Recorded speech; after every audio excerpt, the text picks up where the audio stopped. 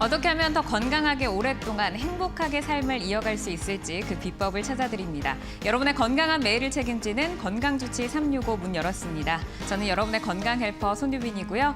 토요일 매주 1시 여러분과 생방송으로 만나고 있습니다. 명절 연휴가 드디어 끝이 났습니다. 어떻게 보면은 길고 어떻게 보면 짧았던 이 시간이 아닐까 싶은데 명절을 맞이해서 따뜻한 사랑하는 마음을 선물로 많이들 나누셨죠. 특히 많이 나누는 선물이 홍삼으로 만든 건강식품이 아닐까 싶습니다. 그런데 이 홍삼이 면역력을 높여주고 몸의 체온을 올려줘서 좋은 식품이지만 먹을 때 주의를 해야 하는 그 방법이 있다고 하는데요. 오늘은 똑똑하게 홍삼을 섭취하는 방법 알려드리겠습니다. 먼저 뜨거운 성질을 지닌 홍삼이 몸의 열을 높이기 때문에 혹시 혈압이 높은 분들은 반드시 주치의와 상의를 한 후에 이 홍삼을 복용을 하는 것이 도움이 된다고 하고요. 또 혈당 조절이 잘 되고 있는 당뇨병 환자가 약과 함께 홍삼을 복용할 경우에는 저혈당 증세가 나타날 수 있어서 이 부분이 주의가 필요하다고 합니다. 그리고 출산을 하신 분들은 출산 후에 열이 많아져서 홍삼을 드시면 모유량이 줄거나 가슴이 답답한 증상이 나타날 수 있다고 하니까요. 이 부분 역시 기억을 해두시고요. 똑똑하게 홍삼을 섭취를 해주시기를 바라겠습니다. 네, 오늘도 여러분 방송을 보시면서 직접 상담에 참여하실 수 있는 시간이 준비가 되어 있습니다. 전화번호 안내해드리겠습니다. 서울 지역 02-3772-9433, 02-3772-9459번 활짝 열어두고 있고요. 나는 전화보다는 문자가 편하다 하시는 분들을 위해서 저희가 문자도 준비를 해두었습니다. 100원의 정보 이용료가 드는 샵 3772번으로 궁금한 내용 적어서 보내주시면 방송 중에 자세하고 상세하게 상담 도와드리도록 하겠습니다. 네, 그럼 건강주치 365 본격적으로 시작을 해보도록 하겠습니다. 오늘은 신경외과 전문의 박재원 원장님 나오셨는데요. 화면으로 먼저 만나보시죠.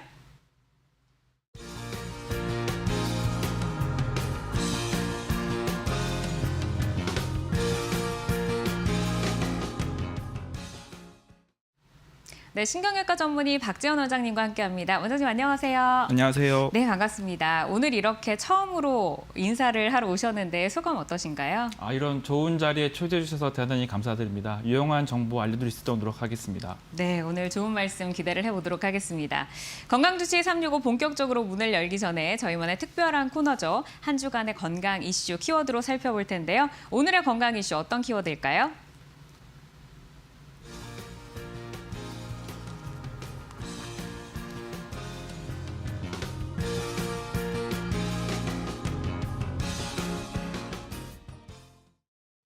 네, 오늘의 건강 이슈 키워드는 현대인의 척추 건강입니다. 어떤 이야기 들려주실지 기대가 되는데요. 네, 최근 들어 허리 통증이나 목 통증을 호소하신 분들이 많습니다. 학령기 학생들도 많이 방문을 하고요. 20, 30대 직장인분들은 주로 목 통증, 그리고 5, 60대 어르신분들은 허리 통증을 많이 호소하십니다. 근데 대부분 경우에 검사해보거나 확인해보면 심한 경우는 드물고 간단하게 치료해서 나아질 수 있는데요. 특히 좋은 자세와 꾸준한 운동 그리고 여러 가지 스트레칭을 하시면은 이러한 통증 예방과 치료에 많은 도움이 되겠습니다. 네, 그렇다면 지금 뭐 다양한 연령이 나타나는 이 허리의 통증, 어떤 자세와 어떤 스트레칭이 좀 도움을 줄 수 있을까요? 예, 가장 중요한 게 이제 좋은 자세를 유지하는 건데요. 허리를 꼿꼿이 펴고 이제 일을 한다고 할 때도 이제 가능하면 허리를 굽히지 않고 허리를 핀 상태에서 일을 하시는 게 중요하고요.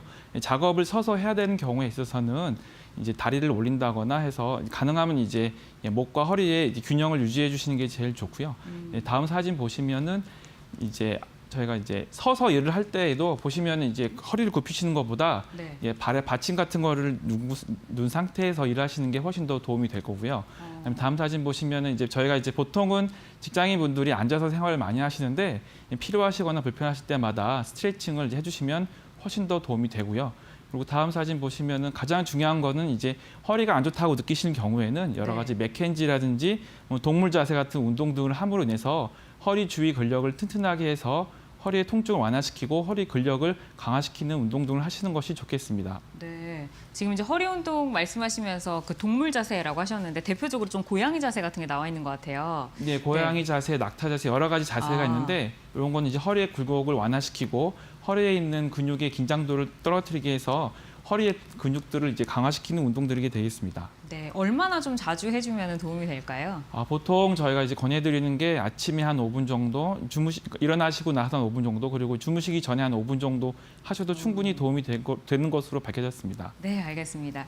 오늘은 이게 허리 건강을 지키는 바른 자세와 또 스트레칭 방법을 이렇게 꼼꼼하게 짚어드렸으니까요. 하루에 10분 투자하셔서 건강한 허리 유지를 하시기를 바라겠습니다. 저희는 잠시 뒤에 강의로 뵙겠습니다.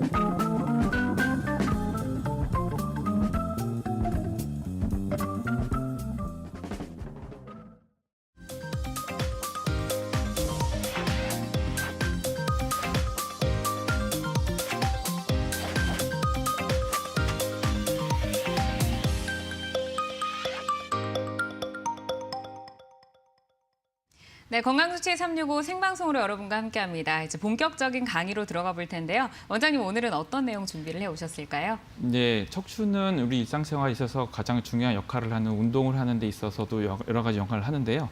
오늘은 이제 주로 중장년층 분들에게 잘 생길 수 있는 어떤 그런 질환들을 살펴보고, 그리고 이제 허리 척추 건강에 도움이 되는 여러 가지를 한번 확인해보는 시간을 가지도록 하겠습니다. 네, 이제는 뭐 100세 시대라는 말이 정말 우리에게 좀 익숙한 단어로 다가왔는데요. 나이가 들어도 척추를 꼿꼿하게 세우고 건강을 지킬 수 있는 방법 살펴보도록 하겠습니다. 오늘의 강의 주제는 척추 건강이고요. 방송을 보시면서 궁금한 내용이 있으실 때는 언제든지 저희에게 전화나 문자로 상담을 신청을 해주시면 되겠습니다. 저희 지금 화면에 하단에 고지가 되고 있고요. 서울 지역 02-3772-9433, 02-3772-9459번, 그리고 샵 3772번으로 문자 보내주시면 여러분의 척추 건강 어떻게 지킬 수 있는지 상세하게 상담 도와드리도록 하겠습니다. 자, 이제 사람의 머리와 몸 전체 그리고 이제 다리를 연결하고 있는 게 척추다라고 볼 수가 있을 것 같은데 척추의 구조부터 좀 짚어주실까요? 네, 척추는 우리 몸에 있어서 가장 중심에 있는 부분이고요. 위로는 머리, 그리고 아래로는 다리가 이제 연결되어 있는데요. 척추뼈는 보통 납작뼈가 딱 단단한 납작뼈와 그다음에 말랑말랑한 물렁뼈가 이제 차례대로 연결되어 있는 구조를 띠고 있습니다. 이 구조 안에 머리에서 몸통과 양 팔 다리로 내려가는 신경들이 지나가게 되고요. 또 가장 중요한 것이 이제 우리 몸에 오는 충격 대부분을 흡수해서 우리가 정상적이고 건강한 생활을 할 수 있게 하는데 많은 도움을 주고 있습니다. 척추 통증이라고 하면 우리가 일반적으로 병원을 찾는 이유 중에 좀 가장 큰 이유를 차지를 하고 있더라고요. 근데 이제 허리 질환이 어떤 이유에 의해서 발생을 하게 되는 건가요? 예, 크게 보시면 척추가 아파서 오시는 경우는 크게 뼈 문제, 그다음에 이제 신경 압박, 디스크 같은 신경 문제, 그리고 이제 근육, 인대에 손상이 있어 생기는 이제 그런 문제가 올 수 있는데요. 하나의 문제가 오는 경우도 있고 여러 가지 문제가 같이 겹쳐서 오는 경우도 드물게 있을 수 있습니다. 뼈 그리고 신경 그리고 근육 인대에 이제 문제가 발생할 수 있다라고 말씀을 해주셨는데 주변에서 보면은 골다공증이라는 질환도 좀 굉장히 흔한 것 같아요. 이제 골다공증이 이제 말을 그대로 풀이를 하자면 뼈에 구멍이 많아지는 그 질환 이렇게 볼 수 있을까요? 네, 맞습니다. 뼈 질환 중에서 가장 흔하고 또 여성분들이 많이 생길 수 있는 질환이 골다공증인데요. 이 골다공증은 원래는 이제 납작뼈, 단단한 뼈가 치밀하게 연결이 돼 있어야 되는데 사진에서 보시는 것처럼 왼쪽이 정상이고 오른쪽이 이제 골다공증입니다. 뼈 자체, 양 자체가 감소해서 네. 구멍이 송송송 난 것처럼 뼈의 절제량이 감소하기 때문에 이로 인해서 여러 가지 이제 문제가 생기는 이제 그런 질환을 그런 질환이 되겠습니다. 이게 구멍이 굉장히 커졌네요, 지금. 예, 원래 저런 구멍이 아주 치밀하게 다 있어야 되는데 네. 이제 그런 구멍들이 이제 송송송 빠지면서 여러 가지 이제 문제가 발생하는데요. 이제 대표적인 게 이제 그 골절입니다. 이제 크게 이제 문제가 되지 않는 충격에 있어서도 여러 가지 문제가 심각한 문제가 오는 경우가 네. 있을 수 있습니다. 그래서 제가 듣기로는 그 골다공증이 있으신 분들이 재채기를 할 때 너무 강하게 재채기를 하시다가 또 골절이 온다 뭐 이런 얘기도 있더라고요. 사실인가요? 예, 맞습니다. 주로 이제 연세가 많으신 분들이 문제가 생기는데요. 네. 나는 특별하게 넘어지거나 다치지 않았는데도 불구하고 허리가 너무 아프다 하시는 분들이 꽤 많습니다. 이런 분들을 자세히 보시면 뼈 양 자체도 줄어들고 그다음에 뼈의 질, 그러니까 원래 뼈 자체는 단단하게 있어야 되는데 세월이 지나감에 따라 뼈 자체가 약간 푸석푸석해지면서 큰 충격, 넘어지거나 다치거나 사고가 없어도 골절이 생겨서 그로 인해 이제 척추뼈가 압박이 되고 그로 인해서 허리 통증이 생기면서 이제 지팡이를 짚고 걸어야 간신히 걸을 수 있을 정도로 심각해지신 분들도 있을 수 있습니다. 네. 이제 골다공증이라는 질환도 우리에게 굉장히 흔하기는 하지만 바로 이제 현대인의 질환 1위가 허리 디스크라고 하더라고요. 그래서 이제 디스크를 들어가서 좀 꼼꼼하게 질문을 드려보도록 하겠습니다. 남녀노소 누구나 한 번쯤은 겪는다라는 얘기가 있는데 허리 디스크는 뭐 어떤 증상이다라고 볼 수 있나요? 네, 허리 디스크는 그 일반적으로 30, 40대 정도부터 한 50, 60대까지 광범위하게 생길 수 있는 병인데요.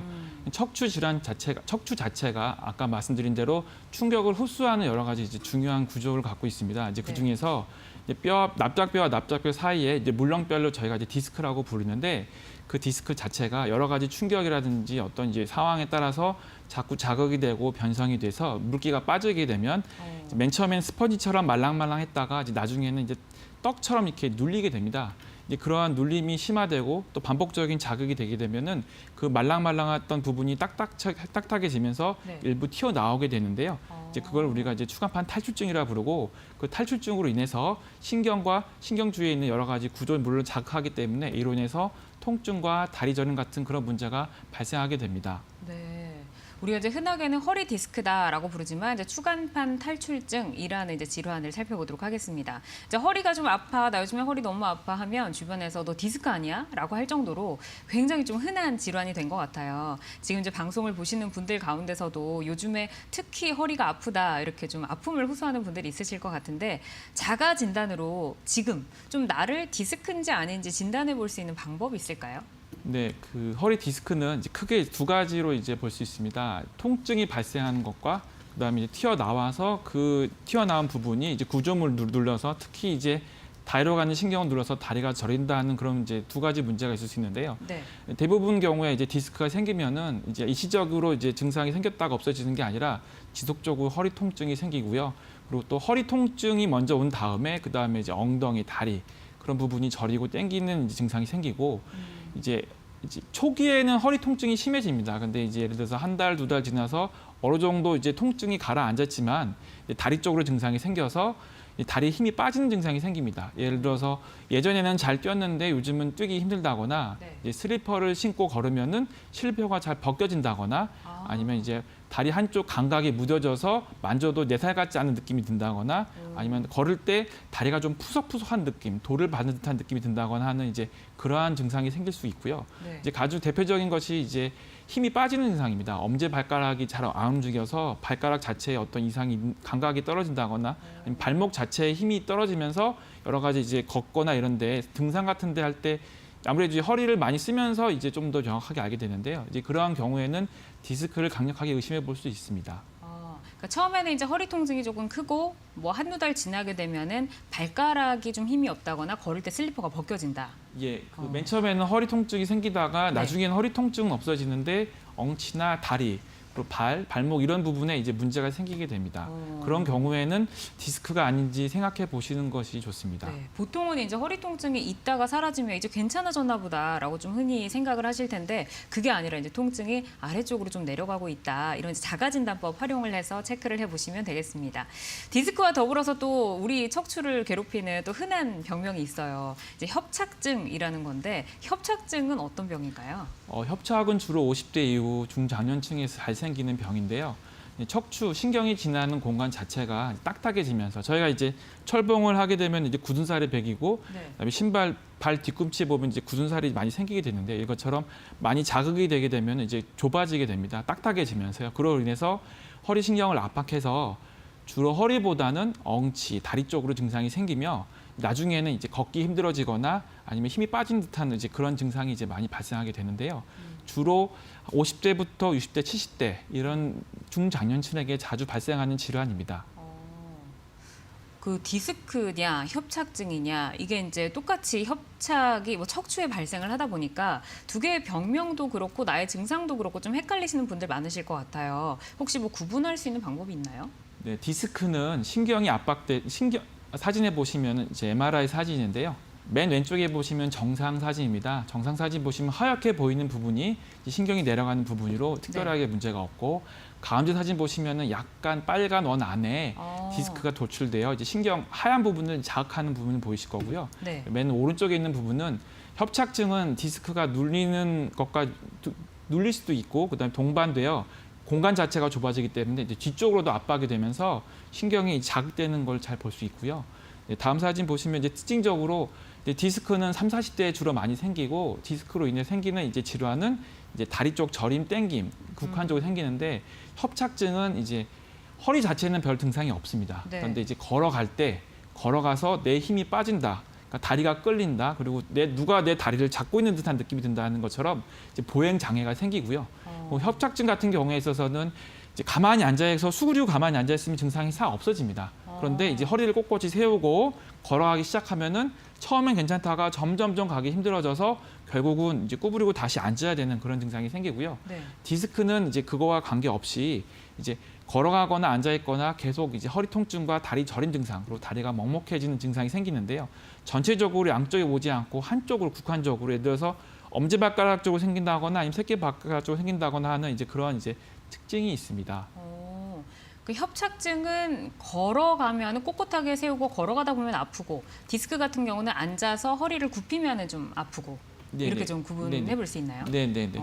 특징적인 게 협착은 거의 허리 통증이 안 생깁니다. 초기에는 올 수 있는데 대부분 이제 얘기하시면 그래서 어려운 게 다리 쪽에 문제가 아닌지 정형외과나 이제 다리 쪽 검사를 많이 하시다가 결국은 협착증이구나 해서 오시는 분도 꽤 많습니다. 그렇군요.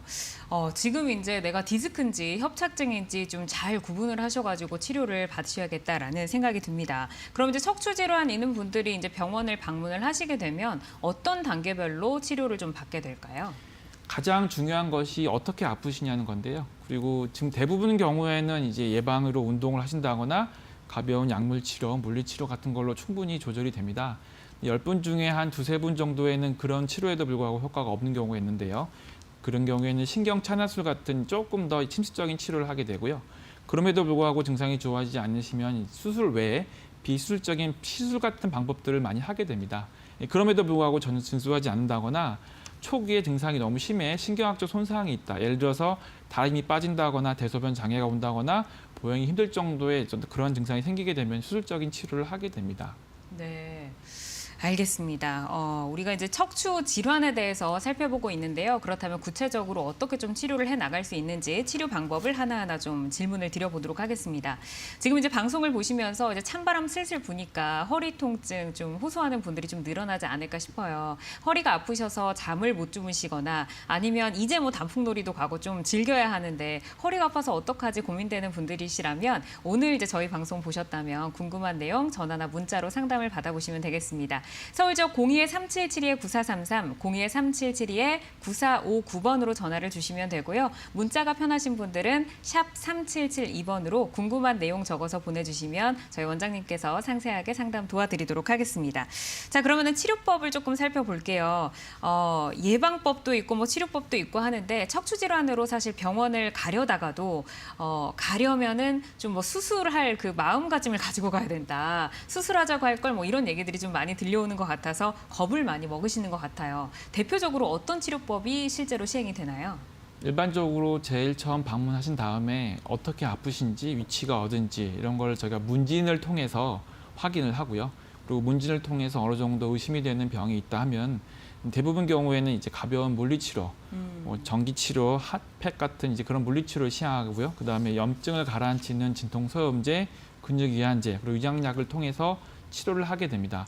대부분의 경우에는 이렇게 치료해도 나아지고요. 네. 하지만 이제 만성적으로 통증이 생기신다거나 증상이 점점 심해지는 경우, 예를 들어서 한쪽 다리가 아팠다가 반대편도 아파지고 맨 처음엔 허리가 아팠다가 엉덩이 아프고 또 다리까지 내려가서 발목이나 발가락까지 통증이 점점 심해지는 경우에 있어서는 조금 더 효과적인 치료가 필요할 수 있습니다. 척추 질환이라고 하면 겁을 먹는 분들도 많으신데 약물이나 물리치료만으로도 호전이 되는 경우가 꽤 있나 보네요. 대부분의 경우에 있어서는 근골격계 문제가 제일 많습니다. 따라서 가벼운 운동이나 물리치료, 약물치료로 충분히 조절되는 경우가 상당히 많습니다. 이제 많은 분들이 사실 허리가 아프면 수술을 좀 겁내하시는데 뭐 이렇게 좀 간단한 물리치료나 약물 그리고 또 비수술적인 치료법들도 요즘에 많다고 하니까 이 부분 좀 주의 깊게 들어보시면 좋을 것 같습니다. 자, 그럼 비수술적인 치료 방법부터 좀 들어볼까요? 어떤 게 있을까요? 예, 보통 일반적으로 한 번에 한 통증이 생기시고 그런 간단한 약물 치료, 물리 치료, 어떤 운동을 통해서 통증이 조절되시면 좋은데 대부분 경우에 중장년층 분들은 이제 증상이 계속 반복적으로 생깁니다. 초반에는 잘 증상이 좋아지다가 나중 가면 점점 나빠지게 되는데요. 이제 그럴 경우에는 조금 더 효과적인 치료를 하게 됩니다. 대표적인 경우가 이제 경막의 신경 감압술이라는 시술입니다. 이 방법은 척추뼈 안에 도구를 넣어서 네. 문제가 되는 부분을 확인하고 그 부분에 대한 치료를 시행하는 건데요. 네. 제거하는 부분이 그러니까 그러니까 병변을 없애는 그런 이제 수술적인 치료가 아니라 네. 병변 자체에 있는 부분을 이제 확인하고 가라앉히는 그런 이제 시술적인 방법입니다. 대부분 이제 국소 마취를 시행하고 30분 이내에 끝나고 그리고 큰 부작용 없이 어느 정도 효과를 볼 수 있기 때문에 일반적인 치료에 효과 없는 분들한테 권해드리는 시술적인 방법입니다. 다음 사진이 관련된 그 시술인가요? 네, 경막의 신경 감압술에서 조금 더 이제 발전된 이제 풍선 확장술인데요.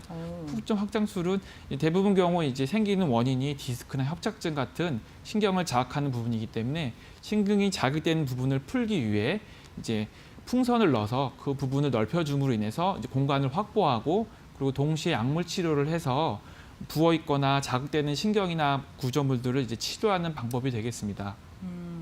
비수술적인 방법으로 경막외 신경 감압술 그리고 이제 풍선 확장술을 설명을 해주셨는데 이렇게 이제 비수술적인 방법으로 증상이 개선이 되고 건강을 찾으시면은 뭐 더할 나위 없이 좋겠지만 혹시 또 이제 이걸로 해결이 되지 않는 분들은 수술을 좀 고려를 하셔야 되잖아요. 어떤 분들이 좀 수술을 생각을 하셔야 될까요? 수술은 일반적으로 약물이나 물리치료, 그런 주사 같은 이런 보존적인 치료도 불구하고 증상이 해결되지 않는다거나 그리고 이런 치료를 함에 있어서도 통증으로 너무 심해 뭐 걷기라든지 아니면 일상생활에 큰 문제가 생기는 경우 그리고 심하지 않다 하더라도 발목이 안 움직인다거나 발가락이 안 움직인다는 등 마비가 진행하는 경우가 있습니다. 이런 경우에는 이제 수술적인 치료를 하게 되고요.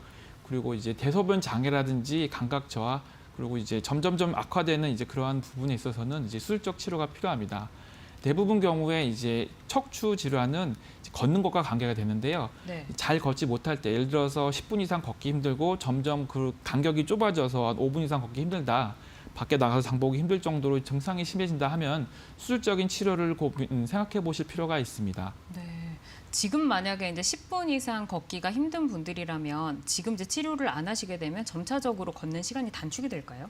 예, 보통 증상이 그러니까 점점 걷기 힘드신다는 거는 결국 신경이 눌린다는 거고요. 그리고 맨 처음엔 이제 통증이 발생해서 이제 아픈 증상이 생기고 그 다음에 이제 신경의 변성이 오게 됩니다. 신경의 변성이 오게 되면 불 같은 느낌이 듭니다. 다리에 불이 붙었다, 다리가 저린다거나 하는 느낌이 생기다가 악화되면 이제 증상이 없어집니다. 통증도 없고 저림도 없고 불같이 그런 느낌도 없어지는데 대신 이제 힘이 빠집니다. 그래서 술 취한 듯 걷는 증상이 생기게 됐는데요. 이제 그러면 신경이 이제 악화되고 신경이 손상이 있어서 점점 이제 걷기 힘들어지는 악화되는 일로로 가는 이제 그런 케이스가 그런데요. 그래서 보통 대부분 경우에는 통증이 어느 정도 조절되지 않고 이렇게 통증이 변화되는 그런 상황이 된다면 한번 꼭 가까운 병원에 방문하셔서 지금 내 상태가 어떤지 정확히 판단하시는 게 제일 중요합니다. 네, 사실 뭐 물리치료든 비수술적인 거든 수술적인 거든 우선은 내 상태가 어떤지를 좀 정확하게 진단을 내리는 게 가장 중요하지 않을까라는 생각이 듭니다.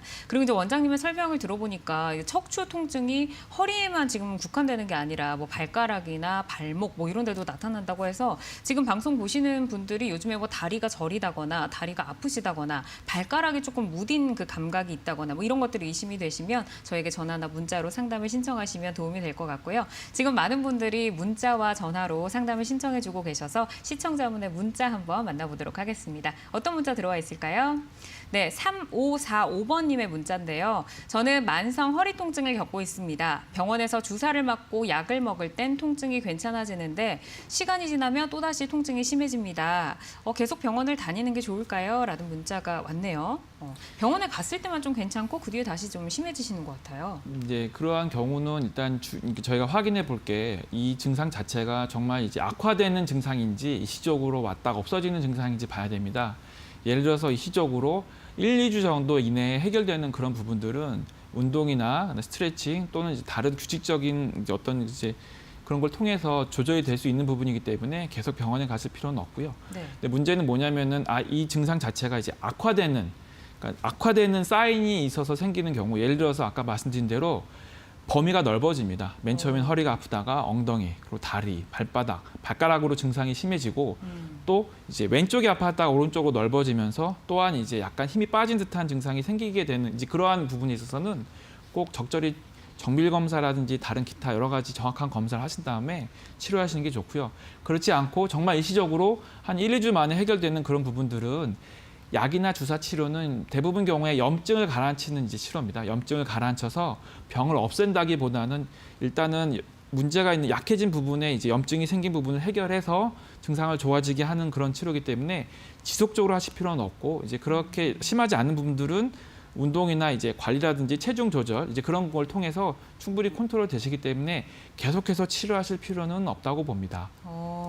이제 운동을 말씀을 해주셨는데 어쨌든 우리 시청자님 같은 경우에는 뭐 약물 치료를 받고 조금 관리를 해보시다가 뭐 너무 이렇게 다른 데로 좀 뭐 더 넓어지거나 아니면 다른 변화가 생길 때 이제 좀 더 적극적으로 치료를 해야 된다라고 말씀해 주셨는데 운동을 말씀을 해주셨잖아요. 요즘 뭐 현대인들이 허리가 아프면 뭐 요가나 필라테스로 내 허리를 좀 치료해야겠다 뭐 이런 분들 많으시거든요. 이런 운동이 실제로 도움이 될까요? 네, 실제로 그런 운동을 많이 하시고 도움이 되는데요.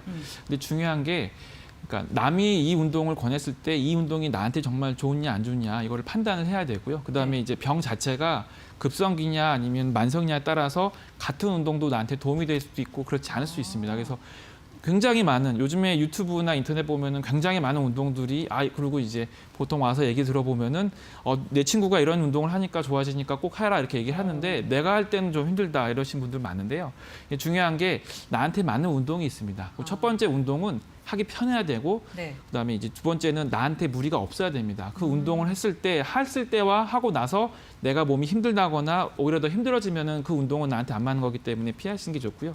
세 번째는 규칙적으로 지속적으로 운동을 했을 때 좋아져야 됩니다. 예를 들어서 운동 자체를 하는데 뭐 힘들다거나 예를 들어서 불편하다고 하는 걸 억지로 참고 하는 운동은 오히려 안 좋을 수 있기 때문에요. 그래서 운동을 하실 때도 보통 이제 허리에 제일 좋은 운동을 보통 걷기라고 생각하시는데 네. 가장 좋은 운동은 물속에서 걷는 겁니다. 물속에서 걸어야지 중력이 없는 상태, 가능한 최소한 상태에서 여러 가지 전신적으로 운동할 수 있기 때문에 물속에서 걷는 게 가장 좋긴 한데 네.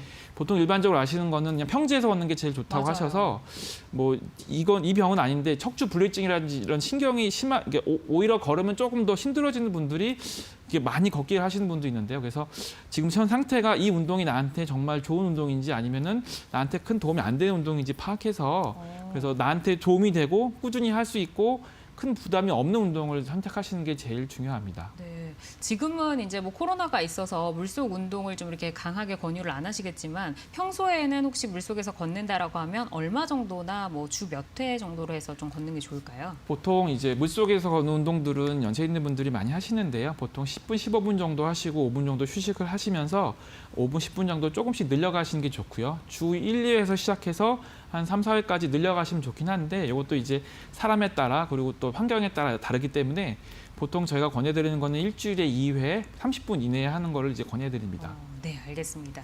시청자님께는 이제 운동을 좀 권유를 해주셨으니까 역시 뭐 주치의와 좀 상담을 통해서 운동요법을 시행을 해보시면 도움이 될 것 같습니다. 계속해서 저희는 치료 방법에 대해서 좀 살펴보도록 하겠습니다. 척추 질환의 수술적 치료에 대해서 질문을 드렸었는데 그 수술 치료 방법에도 조금 여러 가지가 있나요? 예전에는 이제 저희가 이제 수술을 함에 있어서 가장 이제 기본적인 수술이 절개하는 수술이었습니다. 근데 이제 그런 절개 수술이 최근 들어서는 이제 돋보기 그리고 현미경 그리고 이제 와서는 이제 내시경으로 발전했는데요. 이제 기존의 이제 최소 침습적 척추 수술 중에 하나인 현미경을 위한 수술은 보통 이제 절개를 3cm 정도 하고 그다음에 이제 여러 가지 이제 수술적인 치료를 했는데 요즘에는 이제 그런 손상도 이제 최소화하자고 해서 내시경이 이제 많이 적용되고 있습니다. 내시경 방법은 내시경 자체가 1cm 이하이기 때문에 크게 절개하지 않아도 쉽게 접근할 수 있고 그다음에 쉽게 접근할 수 있으면서 중요한 부분의 이제 구조물들을 이제 피하면서 할 수 있기 때문에 이제 출혈 같은 그런 부분들이 훨씬 덜하고요. 그리고 아무래도 전신 마취하지 않기 때문에 회복이 빠릅니다. 하루 이틀 만에 어느 정도 걷는 데는 전혀 이제 크게 문제가 없을 수 있는 이제 그런 방법이기 때문에 요즘 들어서는 이제 내시경적인 방법을 많이 사용하고 있습니다.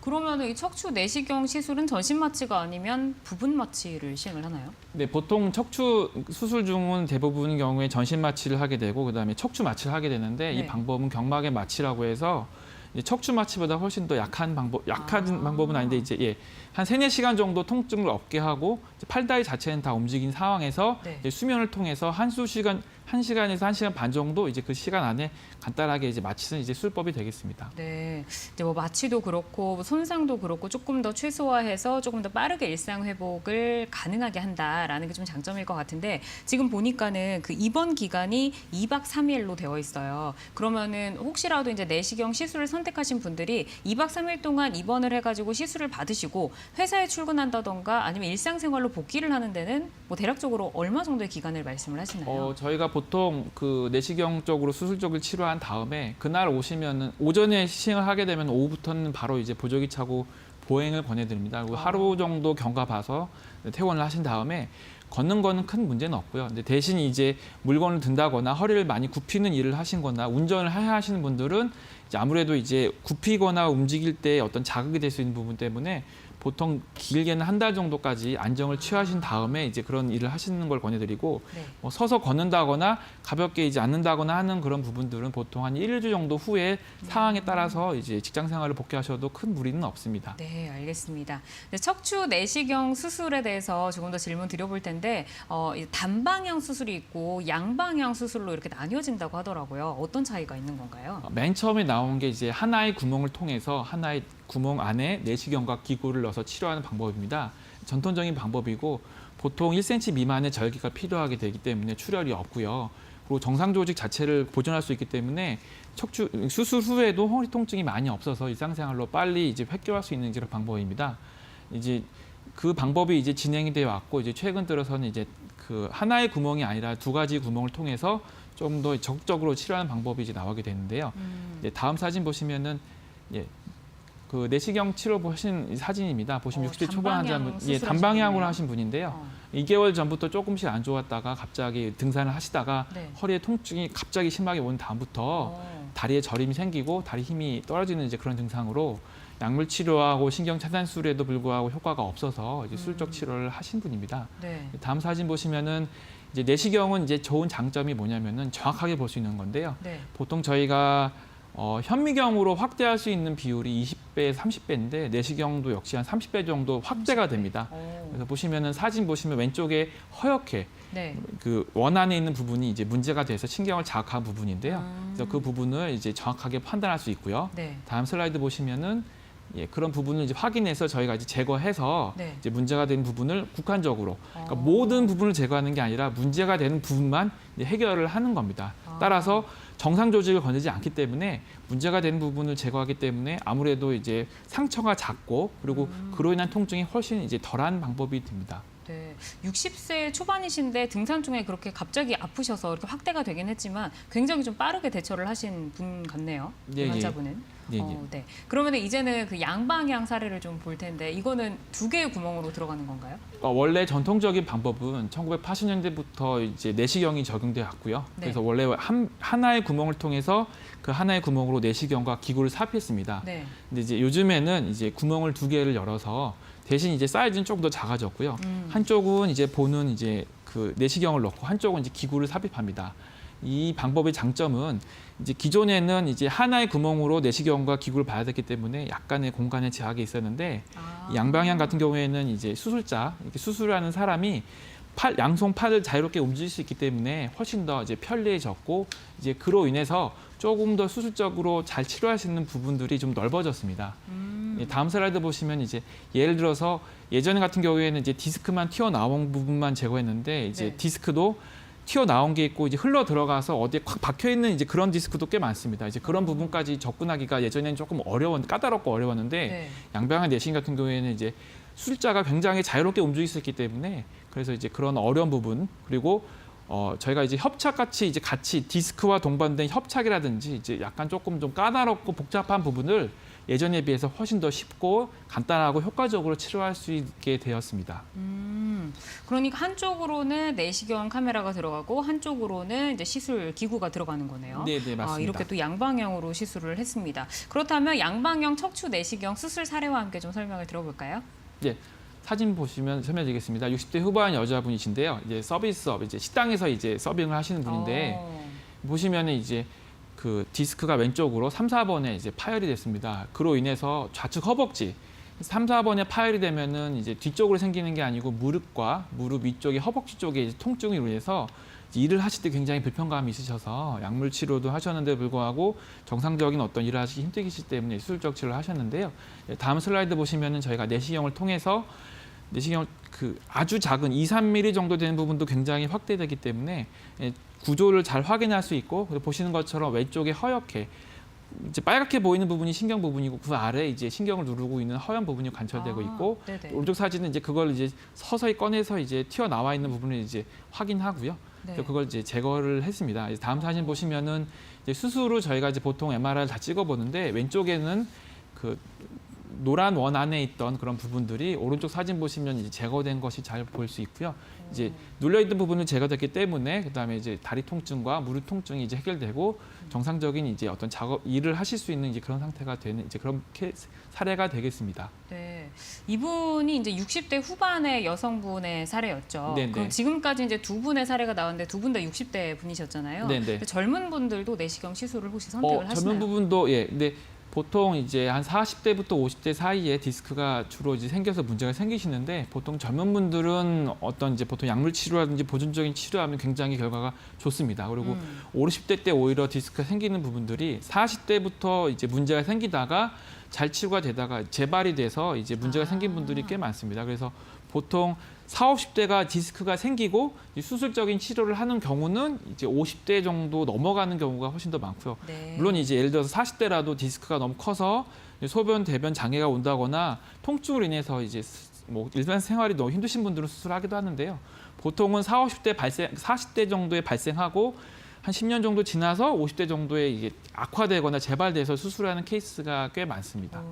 그러면은 저는 또 궁금한 게 그 병원에 가서 시술이든 수술이든 하고 나면 한 번으로 안 돼. 그거 하고 나서 다시 또 재발을 해서 또 해야 된다더라. 뭐 이런 말씀도 좀 간간히 들려오거든요. 네. 근데 실제로 네네. 내시경으로 수술을 하셨는데 재발을 하게 되면은 또 다시 내시경으로 수술을 하게 되나요? 이제 디스크 수술을 하고 나서 보통 이제 재발되는 경우가 일반적인 경우에 보통 5%에서 한 6% 정도 되는데요. 증상에 따라서 근데 이제 그런 경우가 있습니다. 한 3, 4번 이상 재발되는 경우는 이 내시경 말고 아예 문제되는 디스크를 다 제거하는 유압수술이라는 수술을 하게 되고요. 보통 그냥 일반적인 디스크 재발 같은 경우에는 아까 보신 것처럼 내시경을 통해서 간단하게 다시 제거할 수 있는데 이제 문제는 이제 재발이 된다는 것 자체는 어떤 이제 허리에 계속적인 뭔가 문제가 생기고 뭐 생활 습관이나 이런 데에 어떤 뭔가 자극된 요소가 있는 거기 때문에 한 번쯤은 나의 생활 습관이라든지 내 어떤 작업이라든지 이런 게 정말 계속 문제가 되는 게 아닌가 한번 주의 깊게 확인해 보시는 게 좀 중요하다고 보겠습니다. 네. 그러면 이제 기본적으로 뭐 수술 한 번 하면 계속해야 된다더라 이게 아니라 뭐 5% 내외로 생길 수 있다. 뭐 이 정도로 정리를 해드리면 될 것 같습니다. 계속해서 다음에 이제 60세 중반 남성분의 사례가 있는 것 같아요. 이분은 어떻게 좀 변화가 되는지 설명 들어보겠습니다. 네, 사진 보시겠습니다. 60세 중반 남자분입니다. 이분은 이제 운전하시는 분인데요.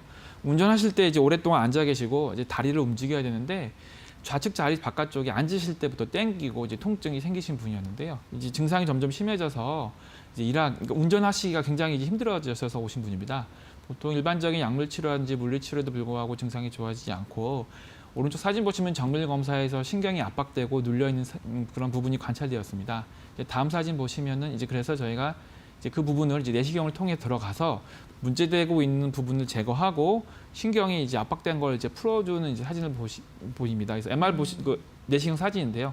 오른쪽 사진 보시면 신경이 꽉 눌려 있기 때문에 굉장히 부어 있고 뻘겋게 원래는 신경은 허해야 되는데요. 지금 네. 보시면 압하고 멍들어 있는 것처럼 굉장히 이제 뻘겋습니다. 이제 그런 부분들을 확인하고 그렇게 문제 있는 부분들을 제거한 이제 그런 사진입니다.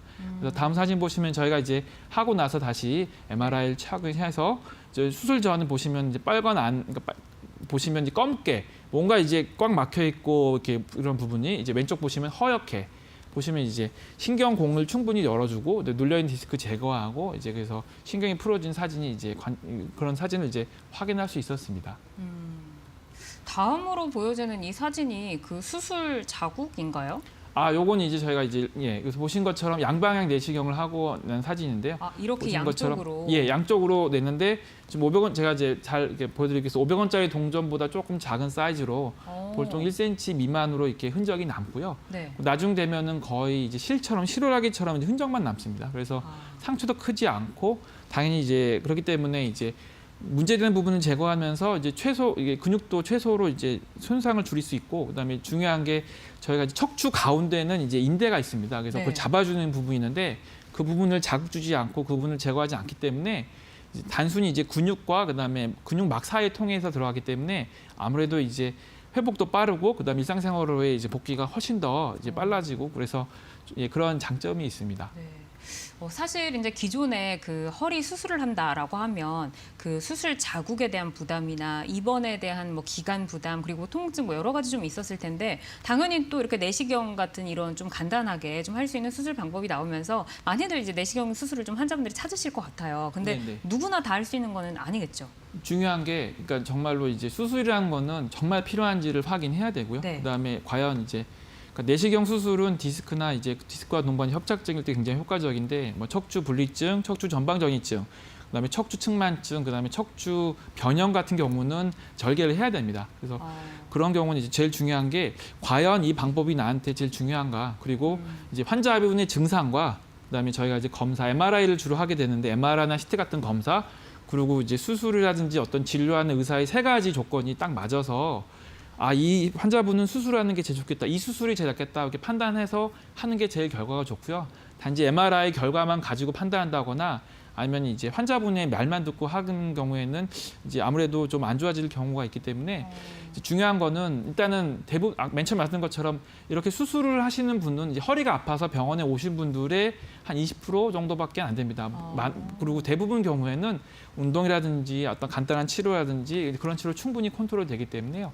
정확한 상태를 확인하고 나한테 최적에 맞는 조건 어떤 치료가 맞는 건지 확인하시는 게 제일 중요합니다. 네. 수술이 뭐 20~30% 정도라고 하니까 우선은 적극적으로 병원에서 좀 치료 방법을 찾아보시는 게 좋을 것 같습니다. 그리고 이제 이거는 대다수의 분들이 맞을까 아닐까 좀 고민되는 부분일 것 같은데 퇴행성 디스크라는 게 이제 용어에서 오듯이 뭔가 조금 나이 든 사람에게만 찾아오는 것 같은 느낌이 있거든요. 네네. 실제로 나이가 들어야만 퇴행성 디스크가 오는 건가요? 퇴행성 디스크는 뭐 한 50대, 60대 되시면은 거의 대부분 있다고 보시면 되고요. 협착증 같은 대부분이요? 경우에는 70대 이후에는 반 이상, 80대는 거의 한 80%. 이제 그런 이제 근데 저도 이제 목 디스크가 있어서 약간 네. 자세가 안 좋으면 손이 저린데요.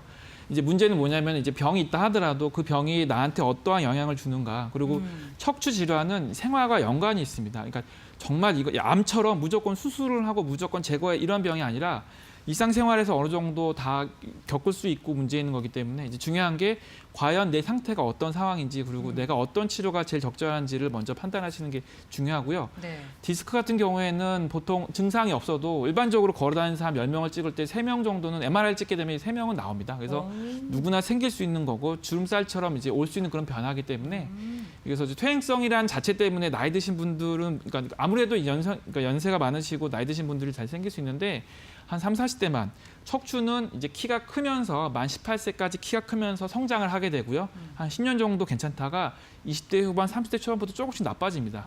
근데 이제 그렇기 때문에 누구나 다 올 수 있는 거고 생활과 관련이 있는 그런 부분이라서요. 일단은 정확하게 내 상태가 어떤지 정확히 판단하고 거기에 따라서 여러 가지 이제 운동을 한다거나 아니면 적극적인 치료하신다거나 하는 게 중요합니다. 네. 뭐 생활 속에서 정말 뭐 40, 50대 이후로는 뭐 대다수 좀 이렇게 올 수 있는 질환이기 때문에 잘 관리하고 대처해 나가는 게 중요하다라는 말씀을 해주셨습니다. 치료 효과는 환자분의 나이나 치료 시기, 상태에 따라서 다를 수 있다는 점 유의를 해주시고요. 지금까지 이제 척추 건강을 위협하는 척추 질환 살펴봤는데 치료법 핵심적으로 정리해드리도록 하겠습니다. 네, 척추 건강 치료법 정리해드립니다. 목, 허리 통증은 주로 퇴행성 과정에서 발생할 수 있다. 반복적 통증이 발생을 한다면 꼭 전문의와 상의를 해서 치료를 받아야 한다. 허리 디스크, 협착증은 허리가 아니라 다리가 더 아플 수도 있다. 최근에는 내시경을 이용해서 조금 더 빠르고 효과적인 치료가 가능해졌다. 척추는 늘 생활 속에서의 예방, 자세가 중요하고 규칙적인 운동이 도움이 된다는 점 기억을 꼭 해주시기를 바라겠습니다. 네, 지금까지 우리의 몸의 기둥이라고 할 수 있는 척추 건강에 대해서 살펴봤습니다. 방송 내용에 대해서 궁금한 점 있으실 때는 저희에게 전화나 문자로 상담을 신청해 주시면 되고요. 서울 지역 02-3772-9433, 02-3772-9459번, 샵 3772번으로 보내주시면 박지연 원장님이 상세하게 상담 도와드리도록 하겠습니다. 자, 이제 많은 분들이 보내주신 문자 저희가 만나볼게요. 시청자분들 어떤 고민을 갖고 계실까요? 첫 번째 문자 만나보겠습니다. 네, 1365번님이신데요. 척추 질환을 앓고 있는 여성입니다. 척추 내시경 수술을 한 뒤 얼마 정도 있어야 정상 생활로 돌아갈 수 있을까요? 라고 하셨네요. 지금 연령대는 잘 모르겠는데 여성분이세요. 어느 정도나 있다가 가능할까요? 예를 들어서 50대 여성분들 같은 경우에 있어서는 이제 치료를 하고 나서 보통 하루 이틀 정도 경과를 보고 퇴원하십니다. 그래서 보통 걷는다거나 가볍게 이제 생활하시는 거에는 크게 문제는 없고 예를 들어서 어떤 직업을 가지고 허리를 많이 쓰는 뭐 운전을 하신다거나 아니면 뭐 이렇게 운동 같은 거에 관련되신 분들은 최소한 보통 한 달 정도 지난 다음에 이제 그런 이제 운동이나 이제 직업 같은 게 가능하시고요. 네. 근데 대부분 경우에는 이제 하시고 나면 조심하시기 때문에 보통은 이제 큰 문제 없이 일상생활 자체는 이제 큰 문제는 없습니다. 사실 뭐 회복이 중요하니까 한 달 정도는 좀 넉넉하게 가지고 회복을 하시는 게 좋지 않을까라는 생각이 듭니다. 네, 계속해서 다음 문자 보여주세요. 네, 8762번님의 문자입니다. 골다공증이 있는 경우 약을 지속적으로 복용을 하라고 하는데 정말로 약을 평생 먹어야 할까요? 라고 하셨어요.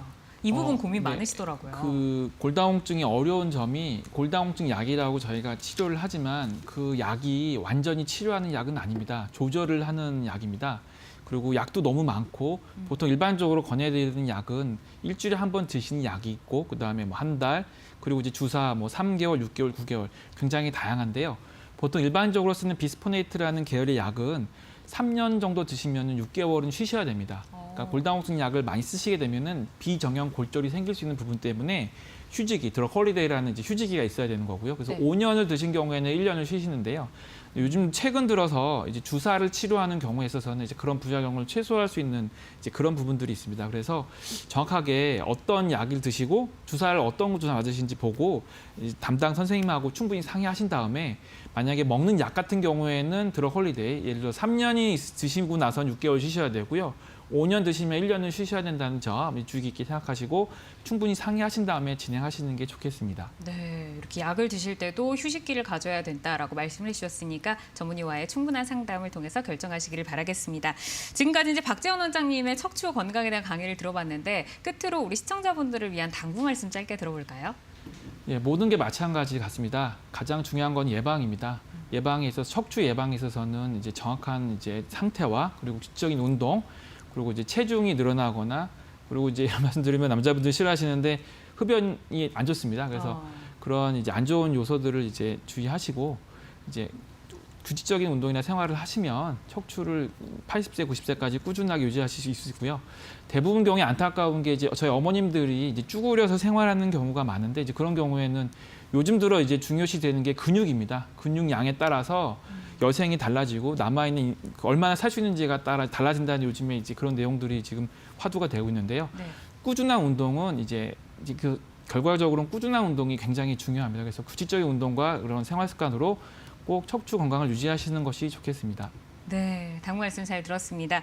네, 본 방송은 건강 상식에 도움을 드리는 프로그램입니다. 방송 중 알려드리는 정보만을 믿고 치료 결정을 내리지 말아야 하며 전문의와의 충분한 상담을 통해서 치료 방향을 결정하시기를 바라겠습니다. 방금 운동을 강조를 해주셨는데 작심삼일이라고 하더라도 이게 쌓이면은 1년이 되고 3년이 되고 10년이 됩니다. 여러분 오늘 내용 참고하셔서 건강하게 허리 지키시고요. 저희는 다음 주에 더 알찬 내용으로 인사드리겠습니다. 시청해주신 여러분 고맙습니다.